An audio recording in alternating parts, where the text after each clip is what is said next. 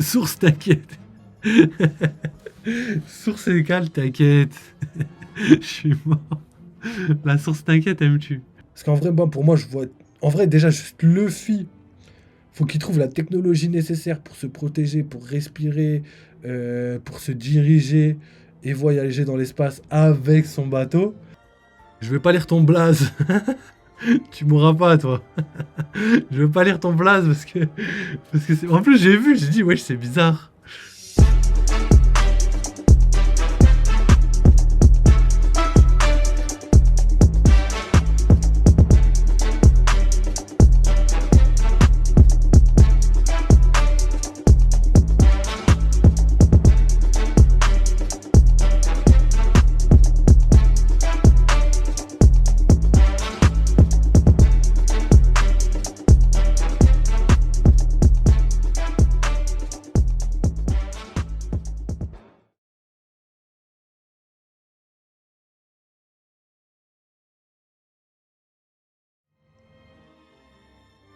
Ensuite, Kizomini qui nous dit j'ai comparé Shanks à Obi-Wan Kenobi pour que Arwen comprenne mieux. Ok. Shanks à Obi-Wan Kenobi. Ouais, mais en vrai, c'est ça, hein. C'est vrai que dans l'univers de Star Wars, je pense pas qu'il y ait quelqu'un qui soit plus proche de Shanks que Obi-Wan Kenobi. Parce que Obi-Wan Kenobi, c'est un peu le sensei de Darth Vader, ouais. Donc, après, Luffy, c'est pas Dark Vador, mais on va dire le Anakin. Parce qu'Anakin, c'est un peu le héros, tu vois. Et Dark Vador, c'est un peu la version maléfique de Anakin. La version sombre de la force. Donc ouais, moi je pense que ouais, c'est ça. En gros, c'est ça. C'est Shanks, il a formé un petit peu le futur héros de la prophétie. Et malheureusement, dans Star Wars, ça se finit mal. Mais dans One Piece, logiquement, ça devrait bien finir.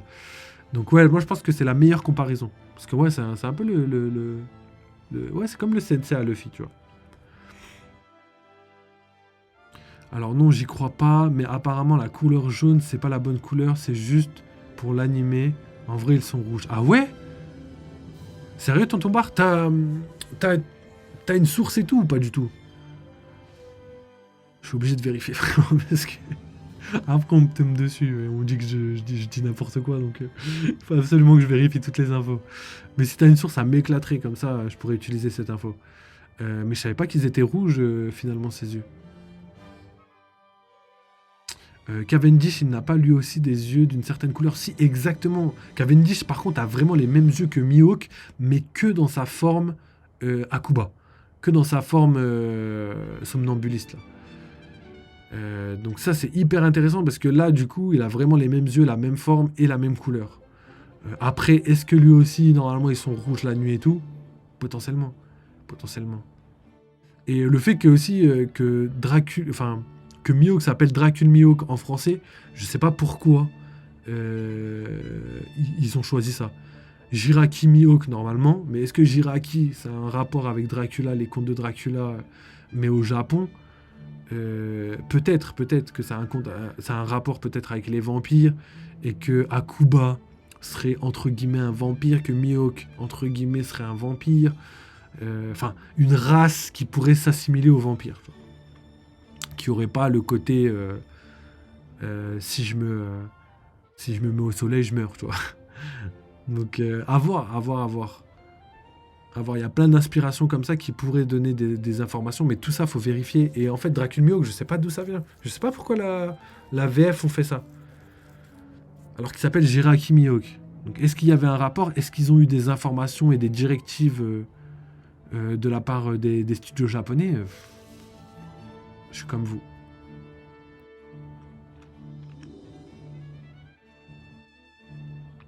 Et Luffy à Luke Skywalker. Ouais, c'est ça. Après... Ah ouais, c'est vrai que... Ah oui, je pensais à Anakin. Mais c'est vrai que Luke Skywalker, c'est plus logique. J'avoue, c'est bien plus logique. Mais ça marche pour Anakin s'il est gentil, tu vois. Mais... Avant la fin, on va dire. Posséder, démon, malédiction, ses yeux sont louches. Ouais, c'est vrai. Ses yeux sont toujours en rapport avec quelque chose de démoniaque, de sombre. Après, Mihawk, C'est pas révélateur, on le voit pas, mais on sait pas, hein, peut-être il a une lame ensorcelée, on le sait pas. Peut-être que... En tout cas, tout ce qu'on sait, c'est qu'il vit sur une île lugubre et qu'il est solitaire, tu vois. C'est deux choses qui se prêtent bien à tout ce qui est démoniaque sombre, tu vois.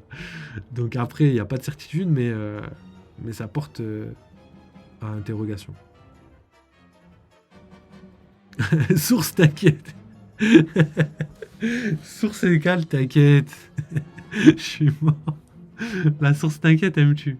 Le saviez-vous? Les yeux de Mihawk sont de couleur rouge dans le manga, mais ce fut la Toei qui la change en jaune afin que cela puisse coller à son surnom de œil de Foucault. Ok. One Piece Random. Ok, stylé. Merci pour la précision. Bah, c'est lourd de ouf, mais je suis choqué de ouf. Ça veut dire que ouais, ça veut dire que c'est en rapport avec Im-sama, clairement. Clairement. Et je sais pas pourquoi la Toei prenne des directives comme ça. Après, je pense que Oda... Non, là où c'est dommage, c'est qu'ils auraient dû changer aussi les yeux de Im-sama et les mettre en rouge. Ils l'auraient fait s'il y avait vraiment un lien, je pense. Parce que là, ils avaient le temps d'y réfléchir à tout ça. Ils ont mis Cavendish, ils ont pensé à le mettre. En tout cas, Oda a pensé à le mettre, mais ils ont pas mis Im-sama. Donc, je sais pas s'il y a vraiment un lien. Après, peut-être qu'il y a un lien, mais que le lien est différent, tu vois. Ça pourrait être des personnes de la même race, mais que le rouge, ce soit la race la plus pure, j'ai envie de dire. Un peu comme le Rinnegan et le Sharingan, tu vois. En fait, c'est le même œil, mais c'est juste que c'est un degré à un niveau différent, tu vois. Donc peut-être que Im-sama rouge, c'est le plus haut niveau et que bah, du coup, jaune c'est rouge, mais que Im-sama, ils sont rouge foncé, on va dire. Je sais pas si Oda a donné la directive précise ou pas. Je sais pas pourquoi Oda n'a pas donné les yeux jaunes à Imusama alors qu'il savait que la Toei avait déjà depuis très longtemps donné les yeux jaunes à œil de faucon. Donc je sais pas. Alors que par exemple Cavendish il avait vraiment les yeux jaunes. Donc je sais pas du tout.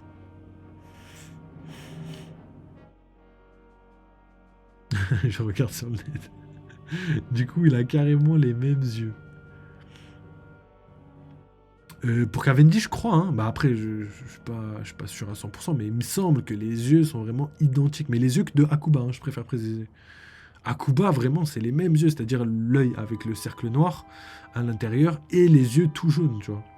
La pupille toute jaune. Et je confirme, pardon, orange, rouge et jaune. C'est des yeux de loser, peut-être on sait pas. J'espère pas. Sur les cartes One Piece, pour Mihawk, c'est les yeux jaunes. Ouais, bah après, je pense que le design donné par la Toei, ils vont le garder sur tout ce qui est produits dérivés et tout, figurines, tout ce que tu veux. Je pense pas qu'ils vont changer ses yeux, parce que les gens qui ont regardé l'animé sont trop habitués. Et Mihawk, on l'a jamais vu. Ou peut-être ils peuvent changer de couleur de yeux, tu vois, et que Oda va mettre en place cette mécanique plus tard pour que ça colle à ce qu'il avait prévu dans le manga. C'est pas impossible. Donc avoir un peu comme le haki qui avant se matérialisait pas et puis maintenant on voit la couleur du haki. Donc à voir. C'est vrai qu'il y a plein d'interrogations sur ça et c'est vrai que ça c'est une théorie qui traîne depuis très longtemps sur le net et qu'il y a vraiment beaucoup de personnes qui y vont. D'ailleurs, je ferai quelques recherches pour vous ramener les meilleures théories. Tu vois. Mais j'ai compris très récemment que Oda, je sais pas pourquoi il a fait ça, mais Oda, en ce moment, il a un intérêt énorme. Mais je dirais pas en ce moment, c'est juste qu'en ce moment, on s'en rend compte. Mais depuis très longtemps, Oda a un intérêt très fort avec les races. La différence de race, elle est hyper présente dans One Piece. On connaissait déjà les hommes poissons et tous les autres, tu vois. Mais on a vu Kaido, par exemple, qui était un Oni. On a vu les Lunaria. On a vu aussi les Bilkans, là, les habitants de la Lune, là, qui sont sûrement les ancêtres des Skypéens, mais aussi des Shandiens. On a vu aussi énormément de races arrivées très dernièrement, quoi, il y a pas très longtemps. On a vu les boucaniers, on a vu la race de Barbe Noire dont on n'a pas le nom, On a vu aussi les géants qui étaient une race aussi très liée à, à Nika. Donc potentiellement Nika, peut-être il est le dieu d'une race très précise. Donc il y a beaucoup de choses. Il y a beaucoup de choses qui ramènent à ça, tu vois. Donc ça ne m'étonnerait pas que les yeux de Im-sama soient quelque chose de lié à tout ça, tu vois. Et d'ailleurs, par contre, il y a un truc que je viens de voir, que je viens de penser, c'est le lien qu'il y a entre les personnes qui ont ces yeux. On a Im-sama, donc Tenryubito. Vous connaissez ma théorie comme quoi les Tenryubito potentiellement pourraient descendre des habitants de la Lune ou peut-être d'autres habitants de beaucoup plus loin, à cause du fait qu'on les appelle par des planètes, par les noms des planètes, hein, pour le Gorosei, hein, Saturne, Mars, Jupiter, Vénus et je sais même plus c'est qui le dernier, je sais même plus qui j'ai dit, mais vous les avez. Et ensuite aussi la tenue de tous les Tenryubito qui ont un espèce de scaphandre sur eux qui les fait ressembler étroitement à des cosmonautes. Donc je pense que tout ça est lié. Ensuite, il y a la technologie aussi. On sait qu'il y avait un peuple technologiquement très avancé. Et ça m'étonnerait pas que ce peuple vivait sur la Lune, vu qu'on a vu dans les flashbacks qu'ils pouvaient construire des robots, qu'ils avaient des chemins électriques, on va dire, qui montrent la maîtrise qu'ils avaient par rapport à tout ça. Les astronautes de Wish. C'est exactement ça. Bah, en fait, eux, ils ont pas gardé la tenue d'astronaute, ils ont gardé que le style, tu vois. Pour moi, c'est une tenue un peu folklorique, une tenue culturelle, pardon. Donc en gros, ils ont gardé cette tenue parce qu'ils ont vu leurs ancêtres avoir ce type de tenue et ils l'ont gardé dans leur culture parce que c'était quelque chose qui les mettait en valeur, tu vois. Et moi, pour moi, c'est clairement des scaphandres qu'ils avaient avant et c'est peut-être pour ça que les Gorosei, ils les portent plus, tu vois. Parce que eux, ils n'ont pas besoin de les porter parce qu'ils savent à quoi ils servent et que sur Terre, ça leur sert à rien. Donc, j'imagine ça. Du coup, pour en revenir à la théorie au fait que les Tenryubito pourraient être des descendants des... Je dirais pas lunariens, hein, mais je pense que ça fait partie des peuples qui avaient sur la Lune. J'ai vu sur One Piece Fandom qu'il y avait 3 peuples qui habiteraient sur la Lune. Donc pour moi, ça pourrait être très bien les Lunaria, déjà, c'est une certitude. Hein. Je pense pas que tu t'appelles Lunaria pour vivre sur Vénus. Hein. Ce serait bizarre, quoi. Et ensuite, pour moi, il y avait sûrement les Ji et les Tenryubito, tu vois. Ou peut-être que les Tenryubito et les Ji, c'est la même personne, tu vois. Donc pour moi, il y aura peut-être les Shandia aussi. Les Shandia qui ont un rapport étroit avec... quand on voit la cité de Chandora et la cité de la Lune, là, de Bilka, les deux cités sont vraiment similaires. Donc il y a vraiment une inspiration maya dans les deux cités qui pourraient sincèrement être les ancêtres des Shandia. Donc je pense que les Shandia, les Lunaria et les Skypéens pourraient être... Après les Skypéens et les Lunaria, je les mettrais dans la même catégorie. Hein, parce que Wiper, il a la couleur des Lunariens et les Skypéens, ils ont les ailes du Lunarien. Donc à voir. Et pour en revenir à ça, pour moi, les Tenryubito pourraient venir de la Lune, feraient partie d'un des 3 peuples. Les Shandia et les Lunaria aussi. Et il resterait plus que les derniers... les derniers. Les derniers qui seraient les Ji. Et pour moi, les Ji, ce serait clairement... Franchement, j'ai trop l'impression qu'Oda, il veut nous brain, il veut nous mettre à l'amende. Et pour moi, les Ji et... comment ils s'appellent les Tenryubito, c'est les mêmes. Pour moi, c'est les mêmes, je pense. Je pense qu'ils viennent de la même race et qu'en fait, c'est juste un conflit dans leur race qui soit passé, qui soit passé de génération en génération, tout simplement. Franchement, c'est ça.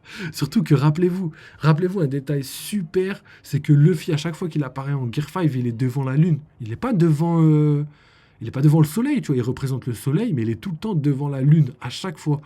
Et pour moi, je sais pas ce que ça représente, mais pour moi, ça peut représenter, je sais pas, un petit foreshadowing en mode, regardez Nika, la lune, blablabla, tu vois, en mode depuis le début, regardez Nika, et, tu vois, à la fin du manga, quand on retombera sur cette image, on dira, ah ouais, mais ils viennent de la lune, et en fait, on l'avait sous les yeux, Nika était là, devant la lune, devant là où il vivait avant, tu vois.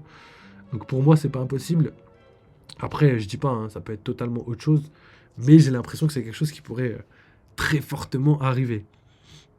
Je vois bien tous les peuples venir de l'espace et se battre sur Terre, un peu comme la Deuxième Guerre mondiale, tu vois. Euh, Tout le monde se bat en France, tu vois,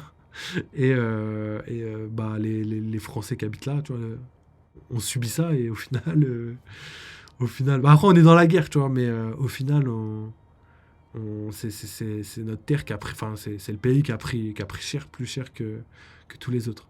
Après c'est un mauvais parallèle parce que plus tard dans la guerre, on a vu que tout le monde a pris. On va dire la Première Guerre mondiale, si vous voulez, c'est plus simple. Donc voilà. Ou l'inverse, bataille dans l'espace. Et ouais, peut-être que ça va. Bah après, moi, je parlais du siècle oublié, donc la bataille qui a déjà eu lieu, pour moi, c'est celle qui s'est passée sur Terre et qui a détruit le monde, hein, qui a carrément chamboulé les îles, déplacé créé Redline, déplacé toutes les îles. Tout ça, là, pour moi, c'est lié au siècle oublié. Et peut-être que la dernière guerre sera dans l'espace, mais c'est dur d'imaginer ça. Ça voudrait dire que tout le monde aille dans l'espace. J'aimerais trop. Pour moi, je rêve de ça. Déjà, juste de voir Luffy dans l'espace pourrait carrément me satisfaire. Mais une bataille dans l'espace, ce serait vraiment le summum. C'est ce que je kifferais le plus. Mais c'est dur à imaginer parce qu'en fait, il y a trop de variables qui fait que ça va être difficile de faire ça. Donc, admettons que les Tenryubito viennent vraiment de l'espace et qu'ils ont une technologie capable de, je sais pas, d'aller sur la Lune. Ok. Donc, eux, c'est bon, c'est réglé. Ils pourraient amener tout ce qu'ils veulent. Peut-être avec Mother Flame, tu vois. Peut-être Mother Flame, c'est un espèce de vaisseau gigantesque créé par Vegapunk qui peut déplacer tous ceux qu'ils veulent, tu vois. Donc, imaginons.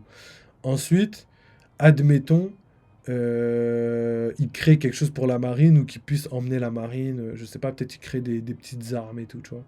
Capable d'envoyer tout on va dire, le côté méchant dans l'espace, tu vois. Marine plus que le gouvernement mondial. Le problème, c'est le reste. Il faudrait que tous les équipages alliés à Luffy puissent le faire. Tous les pays alliés à Luffy puissent aller dans l'espace. Il faut que Oda trouve un intérêt de les envoyer dans l'espace, tu vois. Sinon, ils iraient pas. Par contre, une bataille finale dans l'espace serait tellement lourd. Ce serait tellement lourd. Parce qu'en vrai, bon, pour moi, je vois. En vrai, déjà, juste Luffy, faut qu'il trouve la technologie nécessaire pour se protéger, pour respirer, pour se diriger et voyager dans l'espace avec son bateau. Alors, donner cette technologie, qui est déjà ultra difficile juste pour les Mugiwara, à l'ensemble de tous les alliés, c'est ça qui va me faire penser que c'est difficile, mais, comme je le dis à chaque fois, pas impossible. Je pars avec Sam Nino, avec la pilule violette contre Barbe Noire. Avec l'anneau de... Le pouvoir du Van Van et le pouvoir du Voivon. Je suis mort. Sam Nino, lui, il a le pouvoir d'Interplate. Il peut tout aplatir. Je suis mort. Mais j'avoue que Sam Nino... Ouais, c'est vrai qu'il avait déjà la pilule violette. Bah, en vrai, je pense que, par exemple, pour Oda, la pilule violette, je pense que c'est la plus réelle dans le sens où ce qu'on imagine et ce qui est facile de le deviner, tu vois, ce sera toujours entre les deux, tu vois. Il y aura toujours un entre-deux. Je pense que ça, y a moyen, tu vois.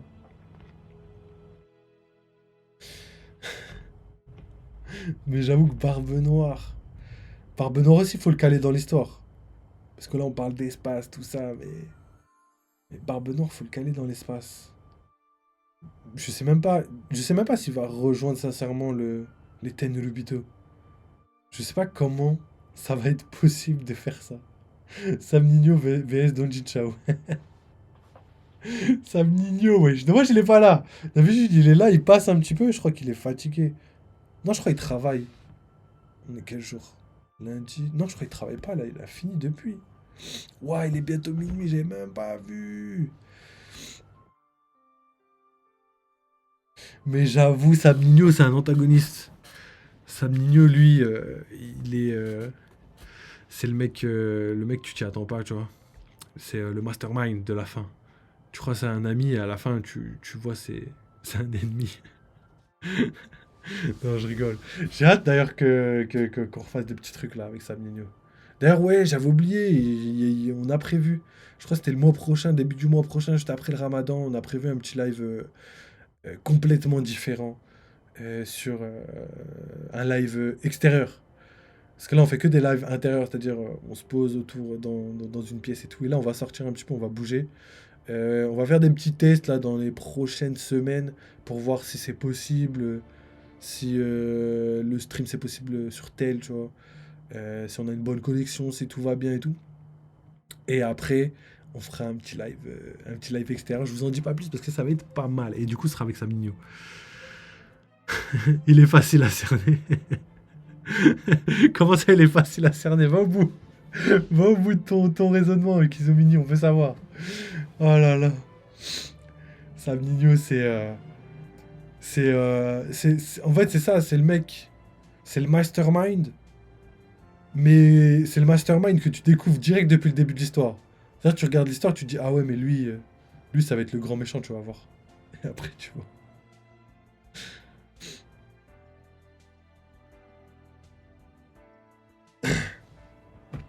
Kizomini qui nous dit, je tuerai pour voir ça.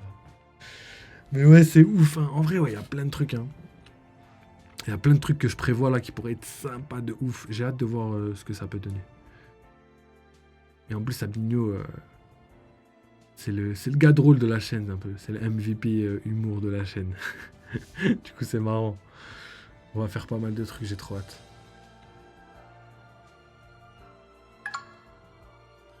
Ok.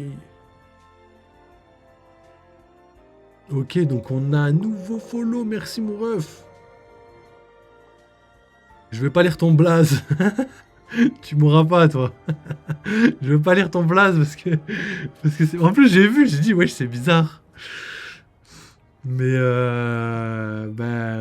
très content de savoir de ce que t'aimes quoi. Mais merci merci pour le petit follow, ça fait grave plaisir. Alors si tu sors avec ton foulard en mode Vigipirate Max en ce moment, tu vas te faire menotter direct. Non, t'inquiète justement. T'inquiète, on a tout prévu. Tout prévu. Et en vrai, mon foulard, c'est facile. Je le baisse comme ça, tu vois plus rien. Je suis en mode civil normal. Tu seras déjà tassé. Surtout, ils vont voir, ouais, wesh, ils vont voir un rebeu, ils vont dire, wesh, lui, fichier S direct. On va faire attention.